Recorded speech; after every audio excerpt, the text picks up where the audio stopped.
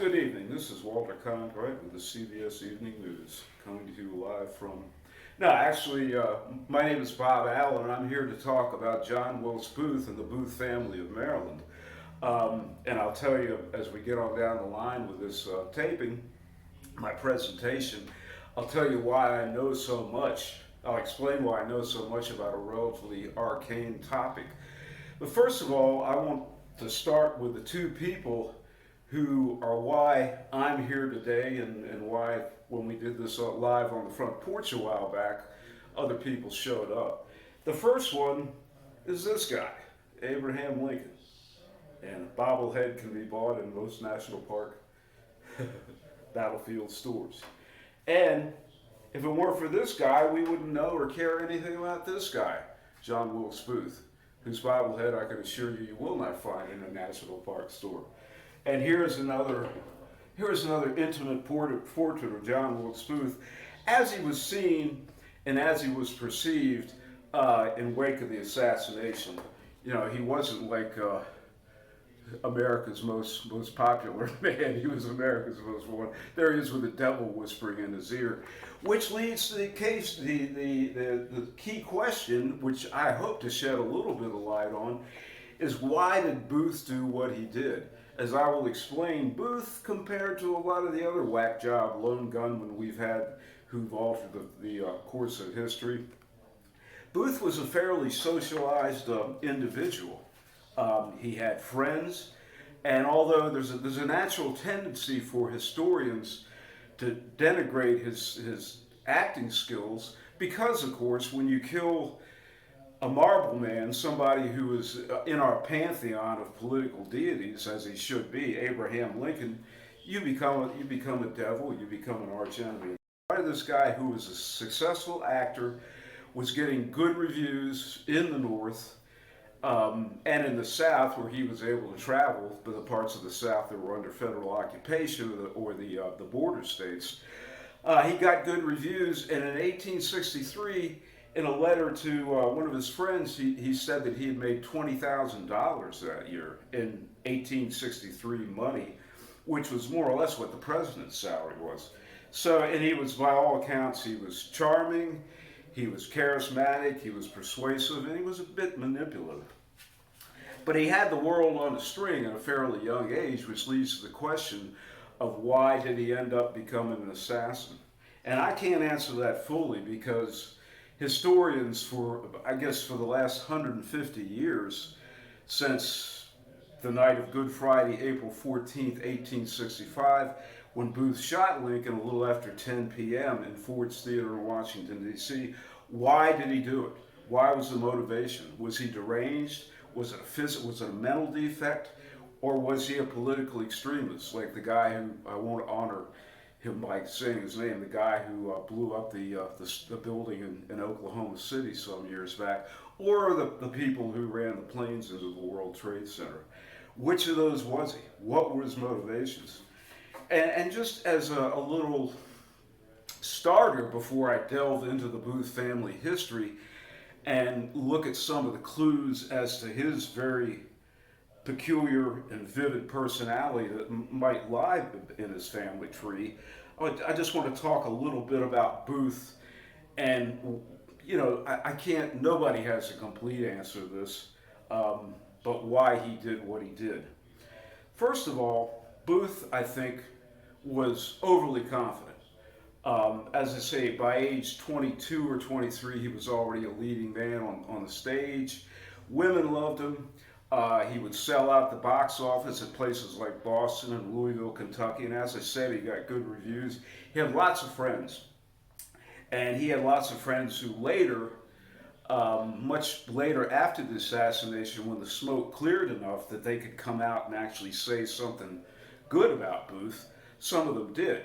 Because in the wake of the assassination, there was so much understandable and justifiable public outrage that anybody who'd been even remotely acquainted with him tried to, they threw away pictures, they threw away letters, the attitude was, Booth, nah, he wasn't my friend. I saw him once in a while. No, we weren't friends. But later, a lot of people came out and said that John Wilkes Booth had been one of the best friends they'd ever had. that he'd never uttered any pro-Southern sentiments in their presence, that he was generous, he was kind to the actors who in the company underneath of him, and one person said he's the kind of person who would give you the shirt off his back if you needed it. And as far as his talent goes, John T. Ford, the man who, along with his two younger brothers, owned and operated Ford's Theater in Washington, D.C., where Booth did his deed, he in 1858 and 1859 managed a theatrical company in Richmond, Virginia, in which John Wilkes Booth was part of. And it was there in Richmond that he first made his rise to become a leading man. And John T. Ford, many years later, said that he considered John Wilkes Booth to be the most talented actor in the company. So, a lot came out, and his personality has been illuminated much more. It was also illuminated quite a bit, or vividly, by a book that Booth's older sister, who has the Booth profile, Asia Booth Clark, wrote, and it didn't come out until the 1930s, about 50 years after her death. It's called The Unlocked Book, and it gives us the most vivid glimpse into the mind and personality of John Wilkes Booth. So, I've said the good things about him, gotten out of that way. What were the things that he possessed in his personality that one of his older brothers, Junius Brutus Booth Jr., his oldest brother, who also became an actor of considerable repute, he referred to it in a letter to their brother Edwin, probably the most famous, who became Edwin Booth, the most famous and accomplished American classical actor of the 19th century. 2 books written about him, and he even has the contemporary cachet, or the 20th century cachet, of having been portrayed in a movie called The Prince of Players by none other than a young Richard Burton. But anyway, to get back to this, what Junius Brutus Jr. wrote to his brother Edwin was, "I always search myself for signs of the family taint." And that was his word to describe this strain of insanity. I don't think that's too much of a word to use, and that's a good time. That is why, hence comes the name of this, the best of two, by far the best of 2 biographies of the Booth family of Maryland, the 3 generations of Booth families, of the family who resided here. It's called The Mad Booths of Maryland. And that really was on account of Booth's father, Junius Brutus Booth Sr., I call him Booth the Elder, who was a famous actor in his span, which was from when he first came to America from London in 1821 on up till the time of his death in 1852. He was celebrated. He was extremely talented, and if you're on the American stage in that era, you're not only competing with other American leading men, but you also had a number of the best actors from Britain and a few from France who would come over here and work the circuit. But he was also, Booth the Elder, John Wilkes Booth's father, was a very troubled person. And as I delve back into the family, you'll see he was beset by the kind of enormous tragedies that I think would unhinge anyone. And add to that, he had this overblown, at times outrageous, colorful personality. He was known for just pulling all these stunts, which I will get into. And but as he was beset by tragedy, and after years of the hard travel and the poor lodgings of working the theatrical circuit from Boston to Louisville to New Orleans and as far west as Kansas City and St. Louis, and even out to California on one occasion, that alone would wear a person down. You're traveling in stagecoaches over terrible roads through all kinds of weather. As I said, stardom in those days was a far cry from today's superstardom of private jets and penthouse suites and 5-star hotels and luxury tour buses. It was none of that. It wore even the strongest person down. Not to mention a man like Junius Brutus Booth, who had a very troubled and unsettled personality, had been unhinged by family tragedies, and also was an alcoholic for the better part of his life. It was sort of his avocation, I think. Um, but these threads of which sometimes manifested themselves as insanity, at least on a few occasions, later in the elder Booth's life, included suicide attempts, or what appeared to be suicide attempts. Junius, when in saying this, was wondering, do I see any of that in me? And you know, I think of all the kids, and there were John Wilkes Booth was the second youngest of 9 Booth children, all born in Harford County, Maryland. He was one of several who very clearly got this family taint. And the way it manifested itself with him was, first of all, he had a terrible temper. As I said, grew up in Harford County, and his father died when he was 15, and he was basically a farm boy. He was a great marksman. He was a great horseman, and he was small, but he was compact and muscular and agile, almost acrobatic, and he was a swashbuckling type of actor, a very physical actor. He liked to do things like stage an entrance from jumping off a 10-foot high papier-mâché boulder on the stage, which, you know, in retrospect, makes it less far-fetched that he took that jump of 8 feet or so down to the stage at Ford's Theater and uttered 6 separate Tyrannus, or the South is revenge, or whatever he said, and hobbled off the stage after having broken his leg. But anyway, John Wilkes Booth got some of this. There was a temper. There was, people would talk about, he seemed to always be in love, or seemed often to have a broken heart. And women loved him. They chased him. You know, and in fact, when he had been tracked down and shot in the barn near Port Royal, Virginia, 10 days after the assassination, he had had I'd say she was a girlfriend, but she was a professional girlfriend. She was a lady who, you know, who resided in one of the houses of ill repute. But her reaction to the news of his death was to attempt suicide. And Booth at that time was also secretly engaged to the daughter of a former Massachusetts senator, U.S. senator, who was an abolitionist. And of course, after the assassination, this girl's father quickly spirited her off to Spain, you know, where nobody could try to track her down and talk about her associations with Booth. And of course, all their love letters were destroyed. But at some point, she said something to the effect of, I would have married him at the foot of the scaffold. So, you know, I know nobody's ever said those kind of things about me, but you know, but he had that magnetism, you know, and but he had this the same unhinged kind of aspect to him that his father had. For instance, people would talk about coming to his hotel room in Washington late at night, and he'd have his head down on the desk just crying without saying what he was crying about. And he also, it came through in his acting, and there's a great anecdote that I always love to tell. It took place when Booth was making his first series of starring appearances across the North in April of 1861. He was in Albany, New York, I think it was April.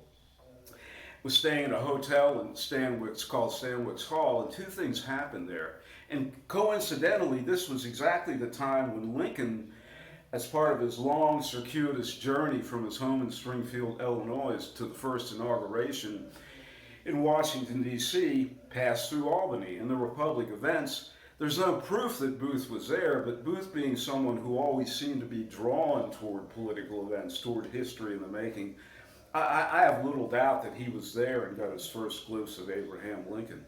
But 2 things happened there when he was acting. Number one was, he apparently was having an affair with an actress, and he claimed that he had explained to her, you know, I'm not going to marry you or anything. And apparently there was some misunderstanding over that. They got in an argument in a hotel, and she stabbed him. And there was another case in that same time period where he was playing. He, like his father and like his brother Edwin, excelled in the Shakespearean tragedies like Macbeth, Richard III, and Hamlet, all of which end in these fatal sword duels. And Booth was in his element with those. And he apparently, I don't know which play it was, but he was performing it, and his opponent, such as he was, stage opponent, Booth, as they're giving this big finale sword fight, Booth says, "Come on, pour it on. Let's give it a good show. Pour it on, pour it on." And so the guy does, and he accidentally gashes Booth across the forehead.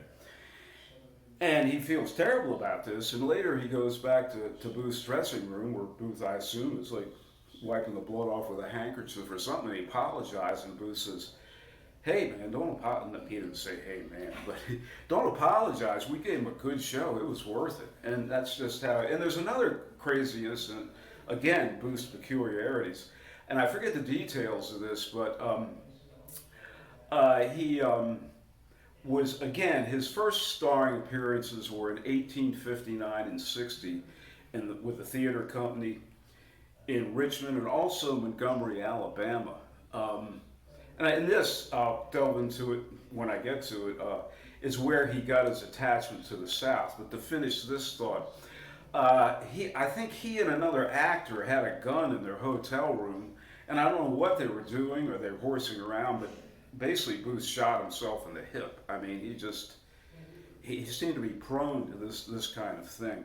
And as a teenager, it first manifests itself, at least in what we know about from his sister Aza's book, and also a letter that he himself wrote. When he was a teenager, as I said, his father died at age 56. The elder Booth, Junius Brutus Sr., died in 1852 at the age of 56. John Wilkes Booth was 15, and ironically, he'd never seen his father act on stage, but he idolized him. He wanted to be like him. But anyway, after his father's death, Booth's mother, Mary Ann Holmes, had to lease, I guess it was a sharecropping arrangement with a local farmer, lease some land, I guess, to split the money. I don't know what the arrangement was, but it went south. And from what we know, this farmer visited the Booth home, Tudor Hall, which still stands in Harford County, outside of Bel Air, where the Booth children weren't born there. They were all born in a cabin. It's called a cabin. It was a rather big cabin.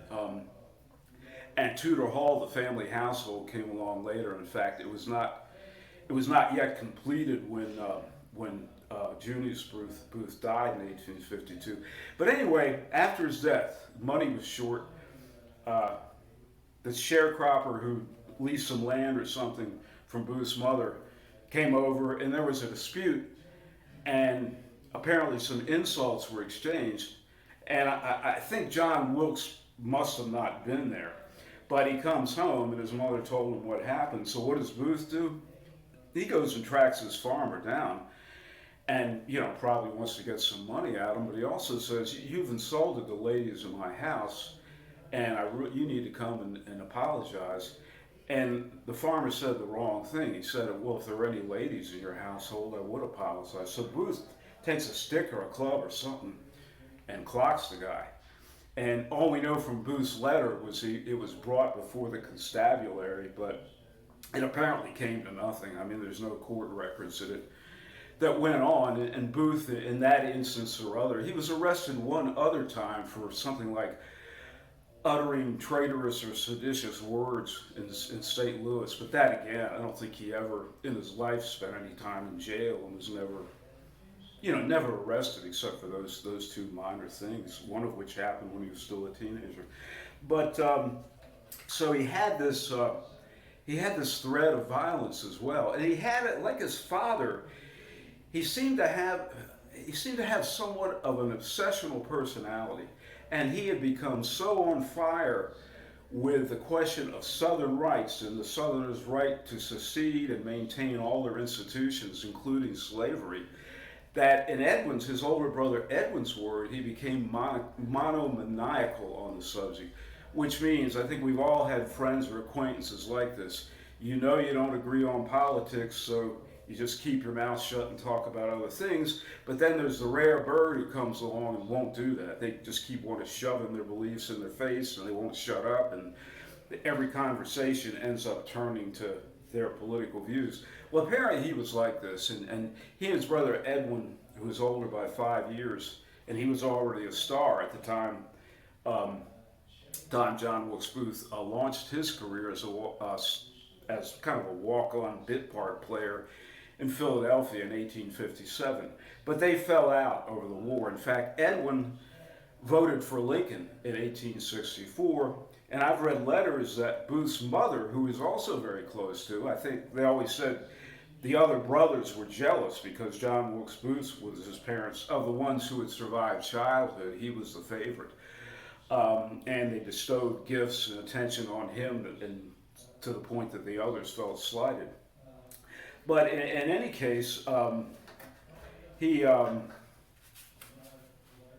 just lost my train there. Oh yeah, to get back to Booth and how did he get so enmeshed in the Southern ethos? Booth was born in Harford County in 1838, and during the war, it was a county like Carroll County that was divided. Now, Booth was born, granted, not just a little south of the Mason-Dixon line, which I suppose in some technical interpretations would make him a Southerner, but he wasn't. He was like me. I was born south of the Mason-Dixon line, but I've never identified as a Southerner. I've lived in the South, and I love the South, and I love the Southern people. Lived there for nearly a decade. But John Wilkes Booth, he had no familial connections to the South. He was first born American, his mother and father having both been born in London. But I think he became a born-again Southerner. I think that was because his first real successes as a leading man came in Richmond and Montgomery, Alabama. In the South, unlike the North, there wasn't any of the puritanical overlay that in the North, even though people might go to the theater and patronize it and invite the actors to some of their get-togethers, they still, by many people with that puritanical strength, they saw, I think Lincoln's Secretary of War Stanton once referred to the theater as the devil's workshop, and he thought it was wrong that Lincoln loved the theater so much and loved to go to Ford's and Grover's Theater, the other active theater in Washington, D.C., both of which are still active. He thought that was in bad taste and he shouldn't do that. And there was one scribe of the time who defined an actor as someone who goes before the public wearing their pants too tight and gets paid to corrupt the public taste. Do you think that image of the nefarious nature of theater that contributed to like the image of Booth and the devil? Do you think that it wasn't just his actions? It could be. That I've never thought about that. And that photo is fairly contemporary. It came, that's off of a postcard. Yeah. But I never thought about it, but that could well be. It's interesting. And it's interesting that and this is why people, in the wake of the assassination, you didn't want anybody to know you'd ever have any link to Booth, because the Ford brothers and the entire acting company at Ford's Theater were all arrested and imprisoned until they could sort them out. And John Wilkes Booth's oldest brother, by that time a successful actor, Junius Brutus Jr. And there's a picture on one of these books, and I might have given it to you, of the only time the three Booth brothers acted together was a fundraiser in New York in November 1864, and what we have here, they played in Julius Caesar, and again, what was Booth's father's name? Junius Brutus Booth, the assassin of Julius Caesar. So the family was sort of steeped in this, what's called the red-hot Republican of the French Revolution and later the American Revolution, but here are the three of them from left to right. This is, would that be your left to right? Yeah. No, from your left to right, it's Junius Brutus Jr., Edwin, and John Wilkes Booth. His Southern connection to the South and the way he bought into it, I call him a born-again Southerner. It's my theory that because, in the South, as one of the most popular figures in this theatrical company. He was invited into all the best homes, all the best soirees. Everybody loved him, and I think he just fell in love. He bought the whole Southern ethos, or whatever you want to call it, hook, line, and sinker. But it's interesting. He wrote in the fall of 1860, when he was in Philadelphia.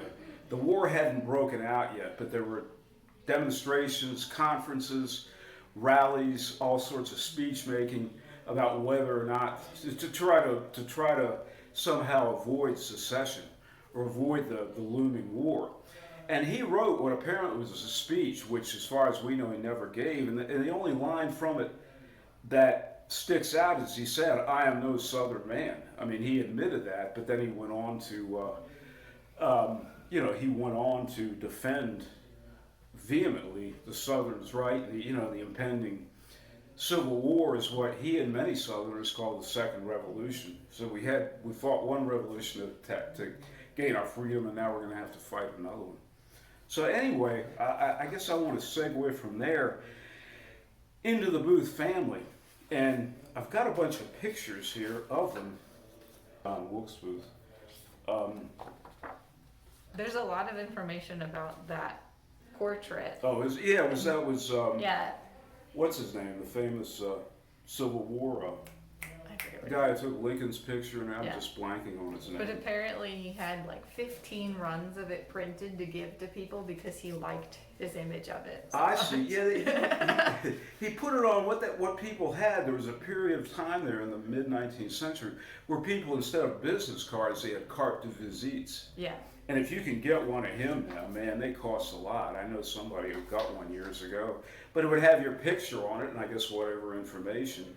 And you kind of handed that, to some lady who caught your eye, or somebody, for whatever reason, professional reasons or whatever. But I think I want to go back to the very beginning, what we know of the Booth family tree, and how I think it played in some part, again, the answer to each of our peculiar personalities certainly lies in genetics, but also it lies in our own personal experiences as we get older. And those things in some combination shape us. And of course, we all know they're beyond predictability. I always like the saying, Norman Mailer wrote this huge, massive book about a killer named Gary Gilmore. It's called Executioner's Song. And, to try to get in the mind of this vicious killer. And Norman Mailer told in an interview after the book came out, he said, after all that research, I don't think I understand Gary Gilmore any more than I understand myself. So I guess that therein lies the crux of all this. But to go back, as far as the first progenitor of John Wilkes Booth that we know of was a London silversmith named John Booth. I assume he was named after him. And that was his great-grandfather. His grandfather was Richard Booth, who was a London barrister, and as an old man came and joined the Booth family in Bel Air. And so that's why I say there were 3 generations of Booth. And he and Junius Brutus and numerous other members of the family are all buried in the Booth family plot at Greenmount Cemetery, which is very easy to find. You come in the entrance, and the office is to the right, and just past that you can see this obelisk for Junius Brutus Booth that marks the plot. And J. Wilkes Booth's name is on the side of it, but he doesn't have a particular marker. I mean, the story of how he ended up there after the government kept and hid his body so nobody could glorify him, but what the family had to go through to get him and give him a funeral, that's a whole other story. But anyway, Richard Booth, Booth's grandfather, as a boy, ran off with a friend to France with the intention of getting passage to the colonies and joining in the American Revolution. That's where his heart lay. His father intercepted him and brought him back to London, but it was said in his long career as a barrister, lawyer, attorney in London, Booth's grandfather would keep a picture of George Washington in his waiting room, salon, whatever you want to call it, and he requested that his his clients bowed down to it before they entered his office. And again, he's the one who gave the name Junius Brutus Booth to Booth's father. So then we forward to the key figure in all this, and the key figure in the reference to the mad Booths of Maryland, a towering figure, really. That is Junius Brutus Booth Sr., John Wilkes Booth's father. He was the first one that we know of in his family, which had been many generations in London, to go into the theater. And he had surprising success fairly quickly. And before long, he was starring at places like Drury Lane and Covent Gardens, and because London was then and still is one of the theatrical capitals of the Western world.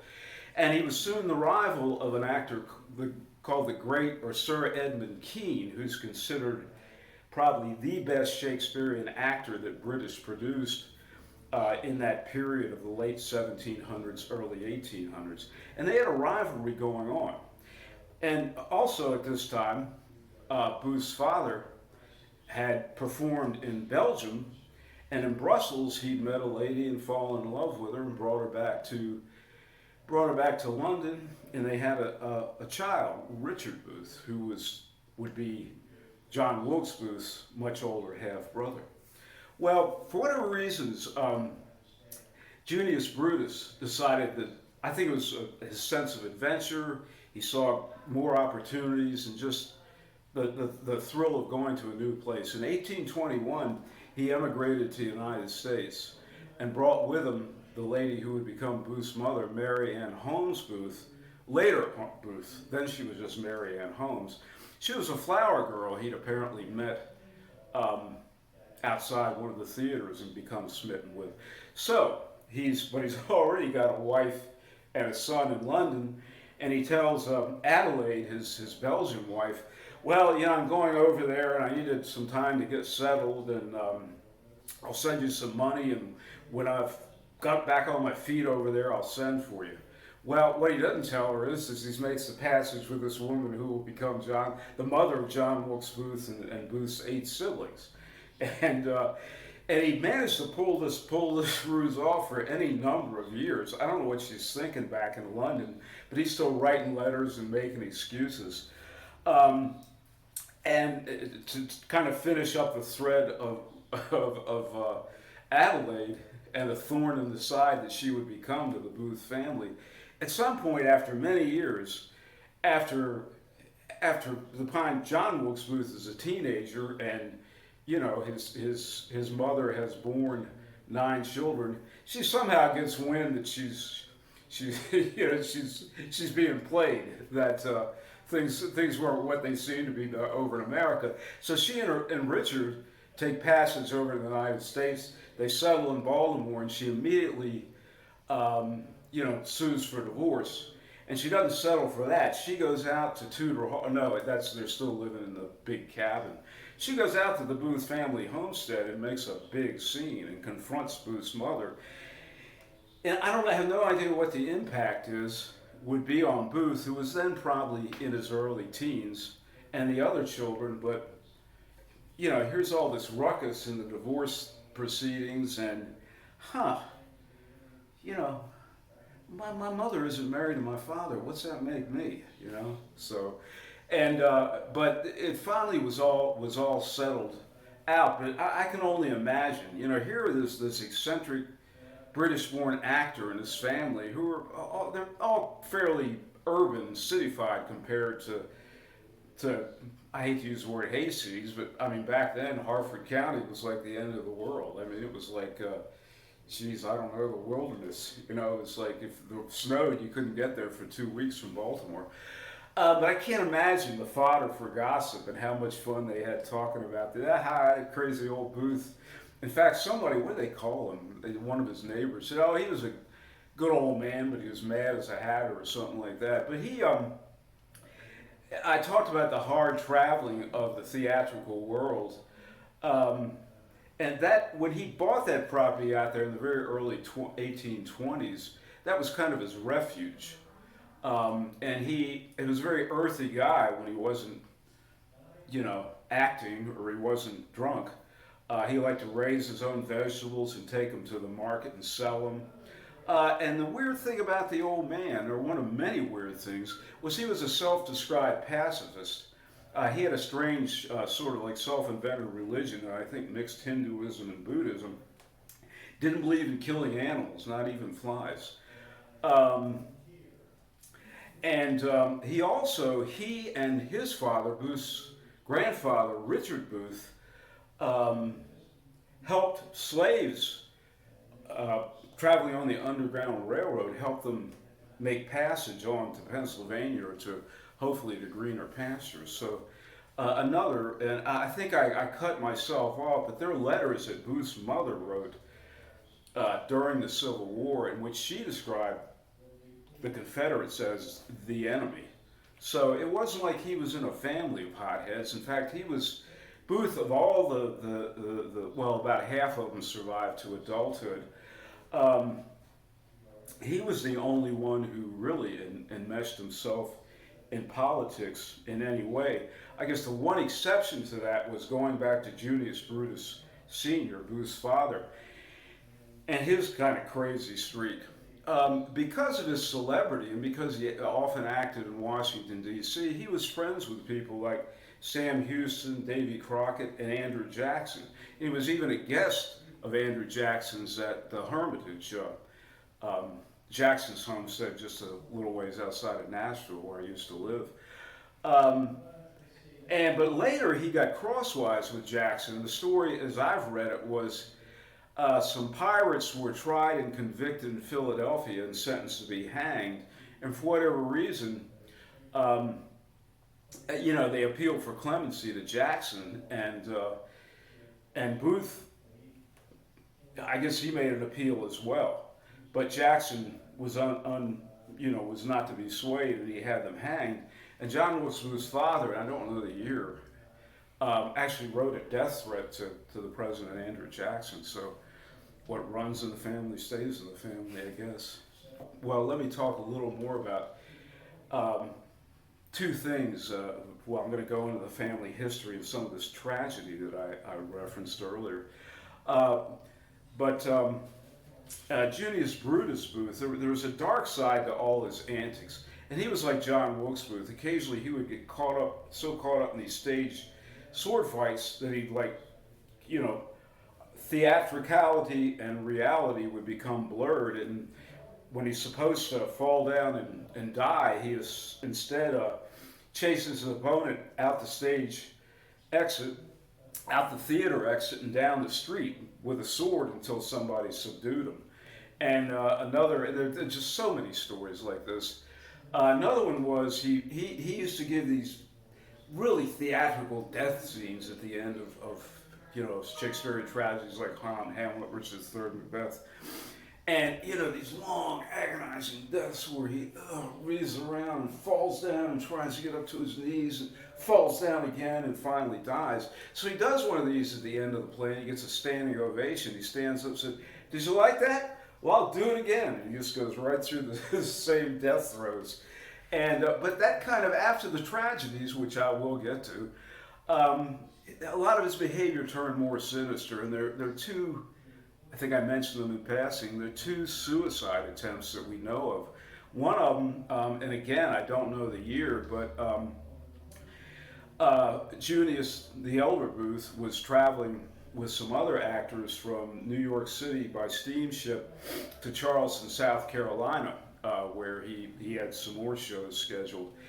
And sometime earlier, a fellow actor, and I guess a friends of Booth, on the same voyage, as they neared Charleston Harbor, he hurled himself off the ship into the sea and committed suicide.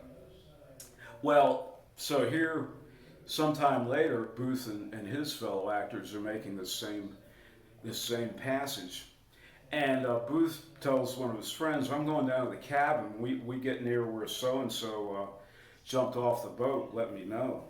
So his friend doesn't know. Well, he thinks, well, maybe he wants to throw in a reef in the water in memoriam.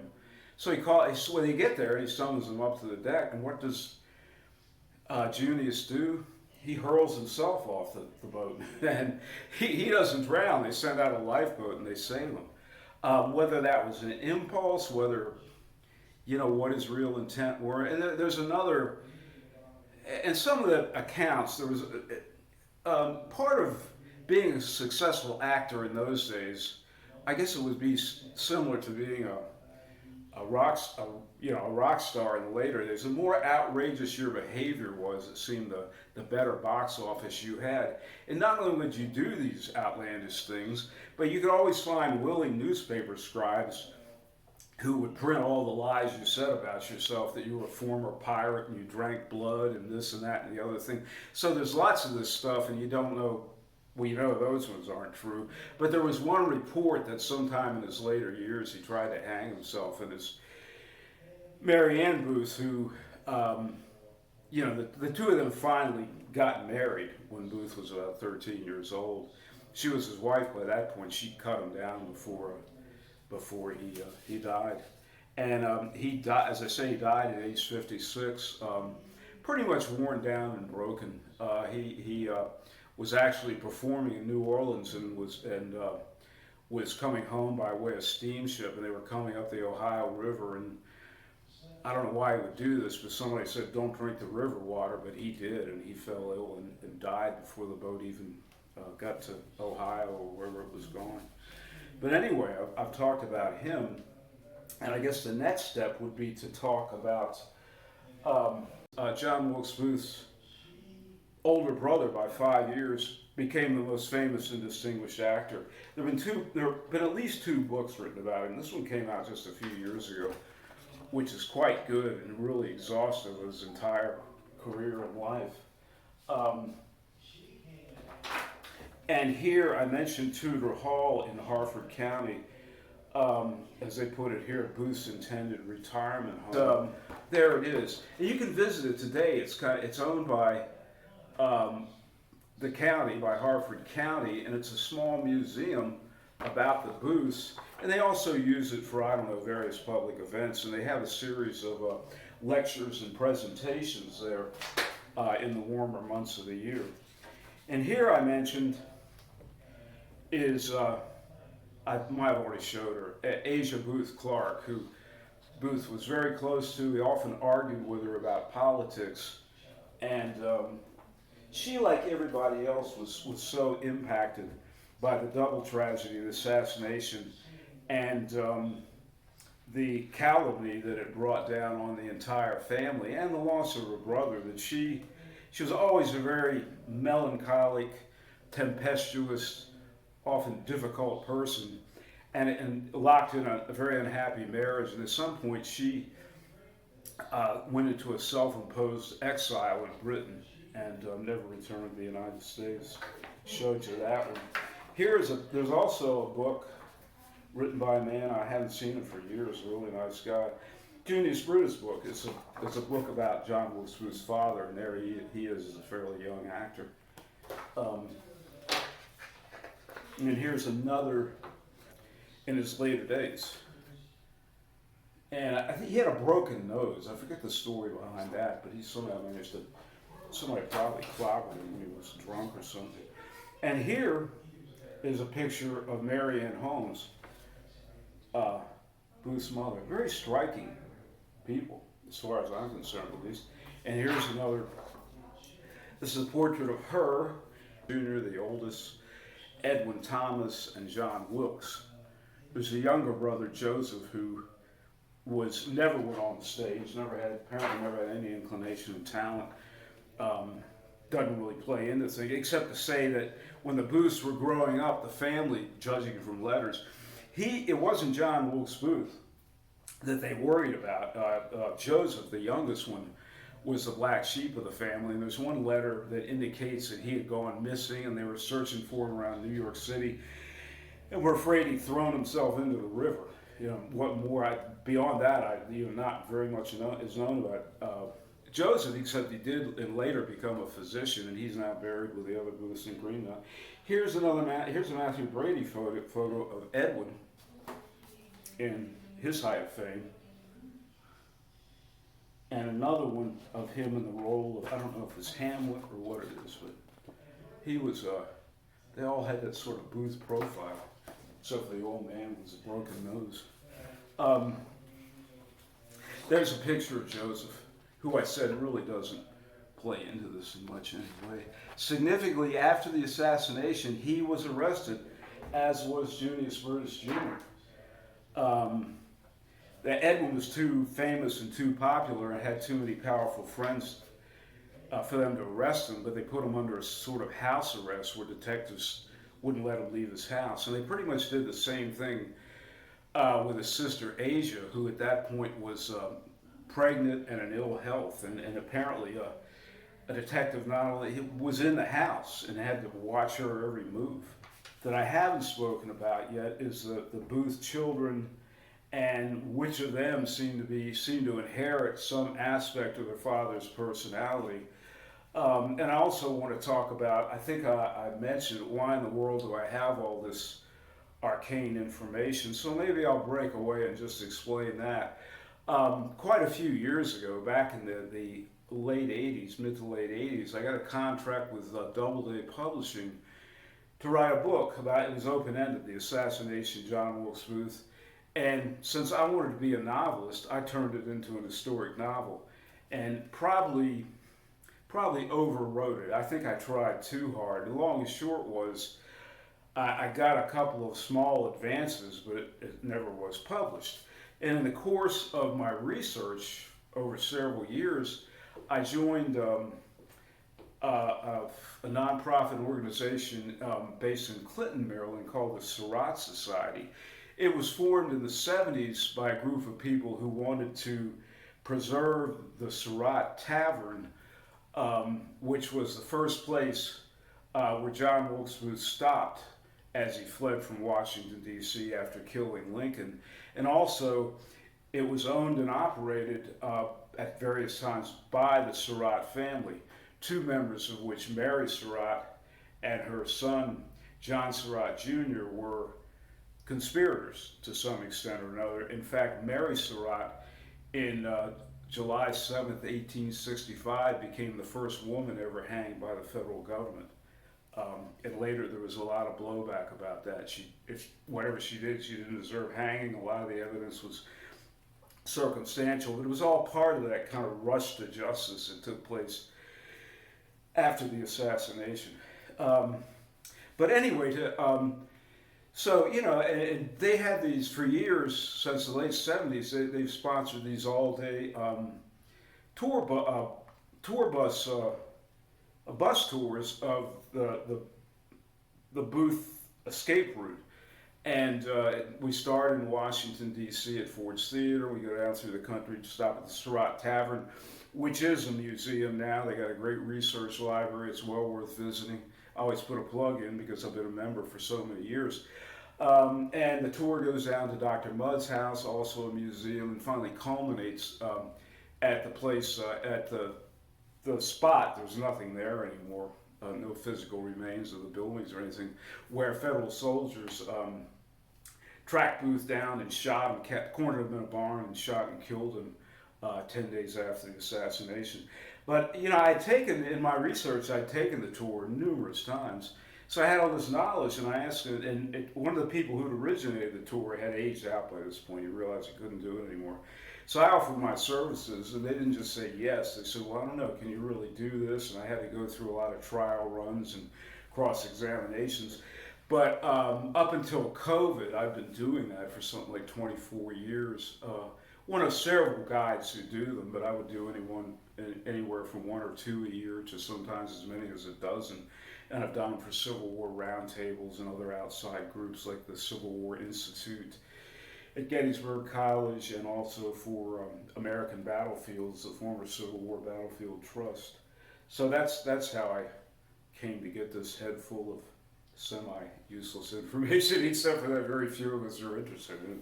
Not interested, but fascinated. But anyway, the timeline, I'm going to wrap this up with a timeline of the Booth children and little encapsulated biographies as it relates to the bigger picture, I guess, of why were they called the Mad Booths of Maryland, and why did John Wilkes Booth do what he did. As I said earlier, Junius Brutus Booth and Mary Ann Holmes arrived in America in 1821. A few years later, after they settled in Harford County, the oldest son, Junius Brutus Booth Jr., was born. And a couple of years after that, Rosalie Ann was born. Now, we know very little about Rosalie except she was a recluse. She never married. She never seemed to have any public interaction of any kind. There's no pictures of her that I know of. She lived with her mother until her mother died. I get the impression that she had some sort of, I guess we would call, I don't know what, disability, I suppose. I don't know if she was mentally challenged or it just, we don't know. But she was a real recluse. Left no public imprint at all. 2 years after her, a son named Henry is born, who apparently was, up to that point, was by far, he was the favorite child of his parents. They doted on him. Unfortunately, when he was, 1825, 1837, when he was 12 years old, the family made a trip, some of the family members made a trip back to Britain, I guess, to reunite with family. And he fell ill and died, and was buried is buried somewhere in Britain. But then to go back to 1833, well, by 1833, there were also three other Booth siblings. I'm not sure how they fit in here. In 1833, one of them was 6 years old, the other was 4, and the other was 2. And I don't really have their names at hand. That's how old they were in 1833 when a typhoid epidemic swept through parts of the East Coast and also through parts of Harford County. And those three, in rather rapid succession, succumbed to typhoid, which, if any death you have to choose, it's probably not one that you would choose. But, and I think this is really what unhinged and undid Junius Brutus Jr. Although he would continue to act for another 20 years, I think it just took a lot out of him. And I just, the magnitude of having 3 children, young children, die in that rapid succession, I'm not sure how anybody could withstand the impact of such a massive tragedy. And the way it happened is I think it was in the dead of winter, and he was on his way to Richmond or somewhere for an engagement, and he gets word, you need to come back home, your kid's sick, and he gets there, and the kid dies. They have a funeral, they bury the child, and he sets off again sometime later, only to be summoned back, and this happens 3 times. And there's one very poignant description where one of the kids, I think she was actually buried. He couldn't believe she was dead, and he actually wouldn't let go of her body. I mean, it's pathetic, really. But that same year, where all the books talk about, that was a year when there was a tremendous meteor shower across the skies of Maryland. That's when Edwin, the real star of the family, the man who achieved the penultimate fame of any of them, he was born in 1833. And of course, due to the public outrage, as I say, he was a star. He had a troubled life too. He lost his first wife at a very young age under kind of strange circumstances. I don't know if he felt guilty because he was playing Hamlet, he was drinking a lot, and he didn't make it back to Boston in time to be with her when she died, but he seemed to carry a burden of guilt about that. And but he after the assassination, the public opinion was that, anybody named Booth, it would be a disgrace for them to go on the stage. That's just how people thought in those days. And so he retired for 3 years. He retired until 1867. Then he realized there was nothing else he knew how to do. And people were saying, we miss you. And he very tentatively came back and was greeted with a massive welcome from the audience. And he would go on, the fame that he achieved. He died in 1893, and he was still acting a few years before that. But he would travel in his own rail car.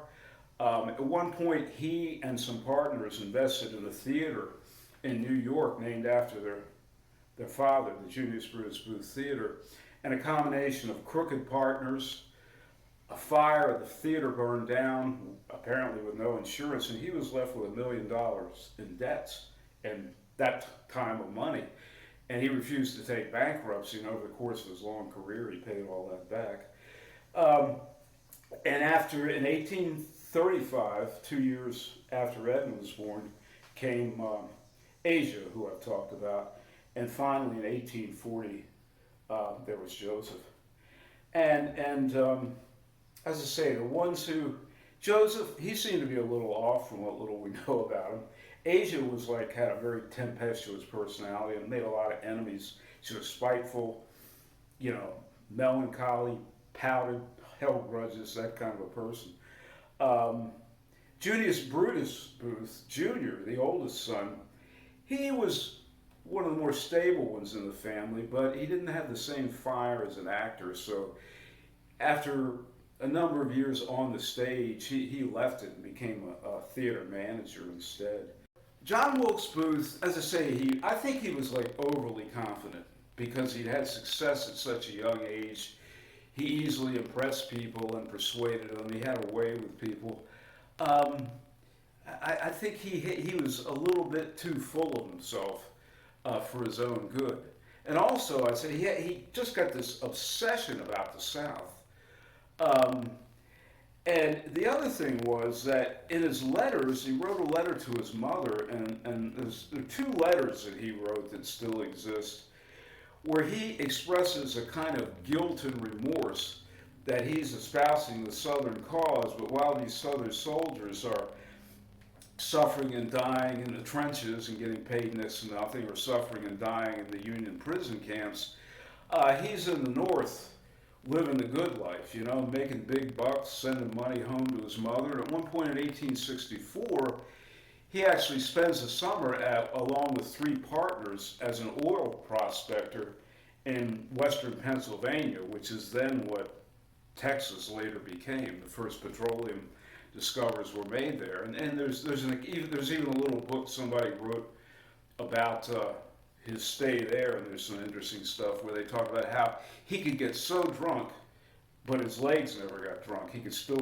walk across the top of a fence post and recite a Shakespearean soliloquy. And he had a couple of run-ins with local people, and there was this one little kid, and Booth would come down the street every morning whistling, and this kid would come out, and Booth would stop, play with him, and let him play with his pocket watch, and the kid just got where he just waited for Booth every morning. It was like the high point of his day. But he expresses this remorse, and at one point he says this in his so-called diary, which is actually just 2 entries that he made in April 1865 when he was on the run, and he made them in a little 1862 memorandum book. He was not a journaler or anything like that, as far as I know. And if you read that, you can tell it's sort of written for posterity. It's written for an audience.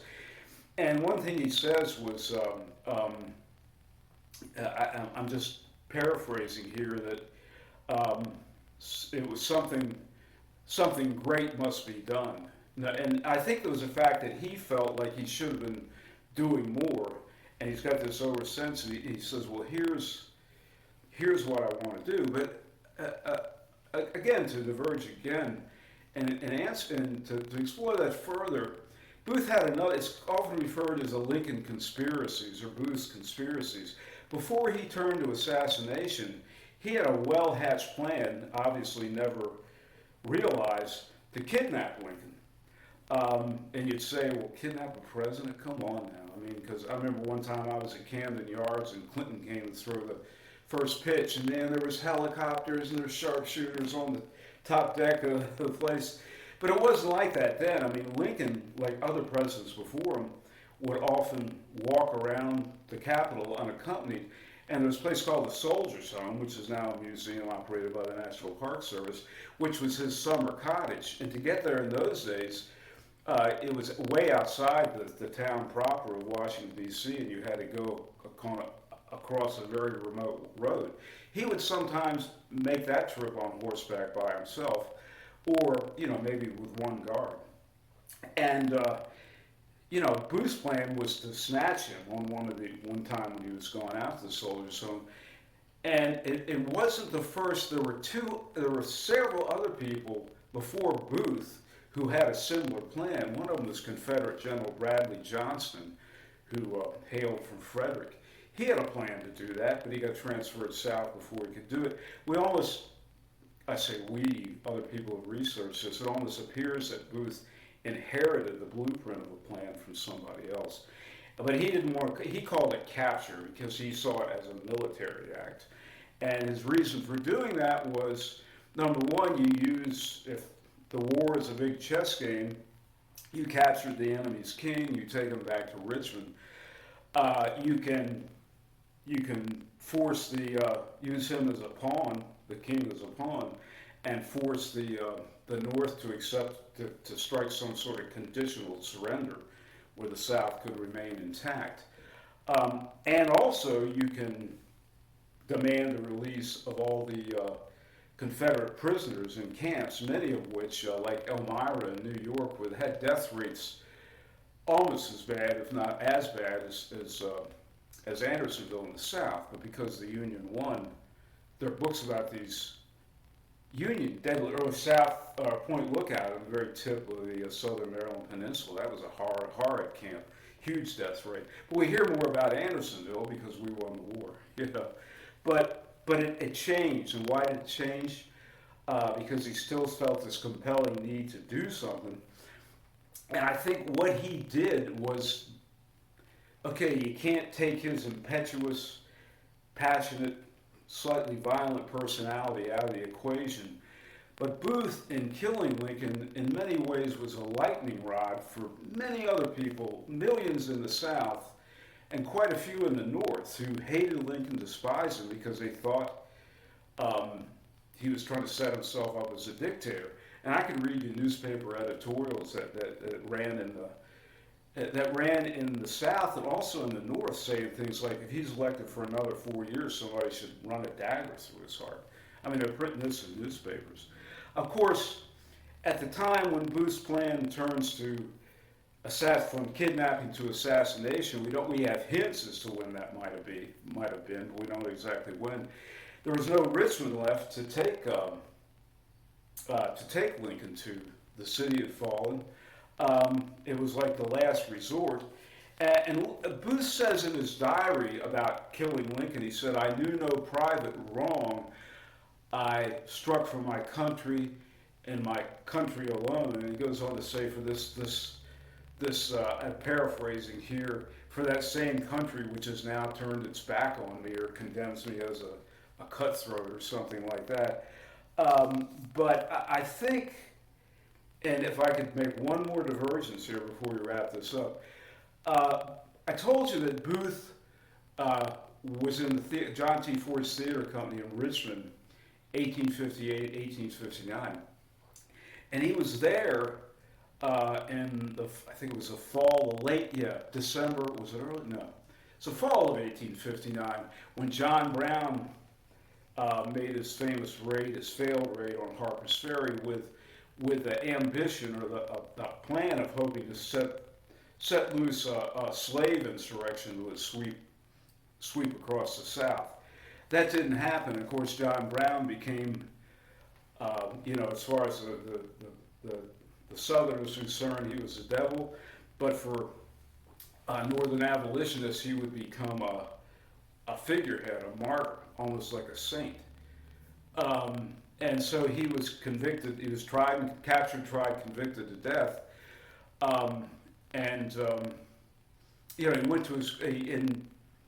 He went to his death very calmly, because he realized, and he said it in so many words, I'll do more good for my cause dead than I've done living. And it turns out that there were threats from people in the North to raid what was then Virginia, now West Virginia, and rescue John Brown from the gallows. And I think John S. Wise, I believe, was a Virginia governor at that time. And he was having none of that, so he arranged for there to be like a very heavy guard around both the prison the jail where Brown was being held in Charlestown, West Virginia, and later at the field outside, which you can still visit. There's a historical plaque where he was hanged. And one of the military units that was dispatched there was a Richmond Grays. It was like a youthful militia organization, volunteer group in Richmond. And he had friends, and he asked if he could go along. And they gave him a uniform, and he spent, he apparently got to see Brown in prison, and he was there on the field along with, I think, Stonewall Jackson and any number of other future luminaries when Brown was hanged. And he was just, first of all, he said he when he was hanged, he almost fainted and he asked somebody for a drink. But he later told his sister Asia that even though Brown, everything Brown stood for, he hated, but yet he admired the courage of his convictions that Brown took to the gallows. And some of the things that Booth says and writes, and there's not much when he's on the run from the assassination. He never references Brown specifically, but you get the impression he realized it's all up with him. He made a gamble and it didn't work. But I think what he's thinking there at the time, and also there were other people who had this thought, at the time of the assassination, April 14th, 1865, Robert E. Lee had surrendered, but the Civil War was far from over. There was still fighting going on in Texas and out in what they called the Trans-Mississippi, Arkansas, and places like that. So it wasn't over. Jefferson Davis, the president of the Confederacy, was still on the run and still sending letters to the editor out to newspapers saying, all good, paraphrase, of course, all good Southerners should take to the hills and continue the fight. I don't know if Booth ever ran, but he was one of those people. The war was not yet over, and I think he felt by paralyzing the federal government at the very center of power by not only targeting Lincoln, but also Secretary of State William Seward, who one of his accomplices seriously injured and almost killed. And he also had in his targets the Vice President Andrew Johnson. Of course, the man he sent to do that just chickened out, got drunk, and went home, sold his pistol, And there's evidence that Secretary of War Stanton may have been on that list too. So I think his idea was to paralyze the federal government for an interval and to allow the Confederacy to somehow rise from the ashes and resume the fight. Of course, it was, looking back, and I think even at the time, most people thought, that's just a ridiculous idea. But he didn't. And it's funny how you read things.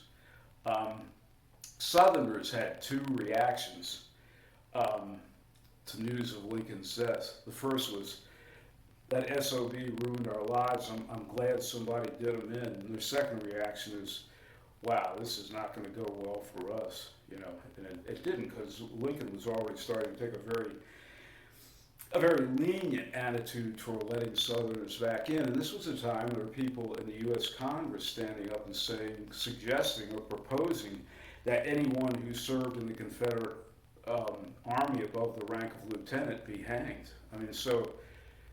Of all the voices in that argument, Lincoln's was one of the most powerful, and I think the one who was, who wanted to let them down easy and bring them back into the Union and make it whole again and continue forward.